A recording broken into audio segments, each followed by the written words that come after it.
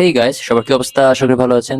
মনে আছে আমি বেশ কিছুদিন আগে মিস্টার লাইভ বেকার নামক একটি মিনি রেস্টুরেন্টের ফুড ব্লগ করেছিলাম, যেখানে আইটেম হিসেবে ছিল chicken sandwich, chicken patties and hot dog. But এখানে আরো অনেক আইটেম রয়েছে, আর ভাইয়েরা নতুন একটি আইটেম প্রোভাইড করছে যেটার নাম হলো পুডিং। তো আমি সেই জন্য এখানে এসে অর্ডার করে দিলাম পুডিং, সাথে বার্গার এবং এখানকার শর্মা, যেগুলো আগে আমি টেস্ট করিনি। সো নাও এখন আমি এগুলো টেস্ট করবো।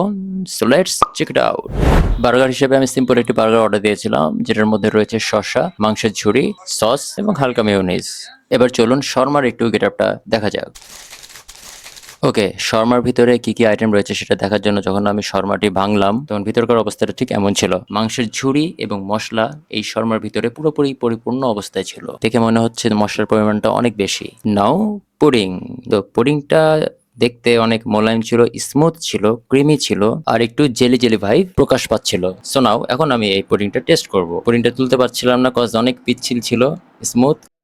আর এই পুডিংটা যখন আমি মুখে নিলাম, স্বাদটা একদম পারফেক্ট, মোলায়েম, ক্রিমি, আর মুখে নিতেই সেটি গলে গেল।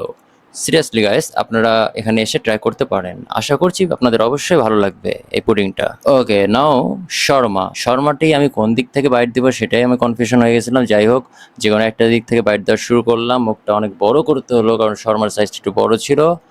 আর এটা টেস্ট বলতে গেলে ছিল স্পাইসি। মাংসগুলো অনেক জুসি টাইপের ছিল।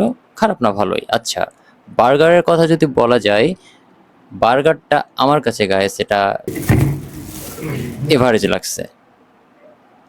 বার্গারটা আমার কাছে এভারেজ লাগছে, বাদ বাকি সব আইটেম মোটামুটি অনেক ভালো।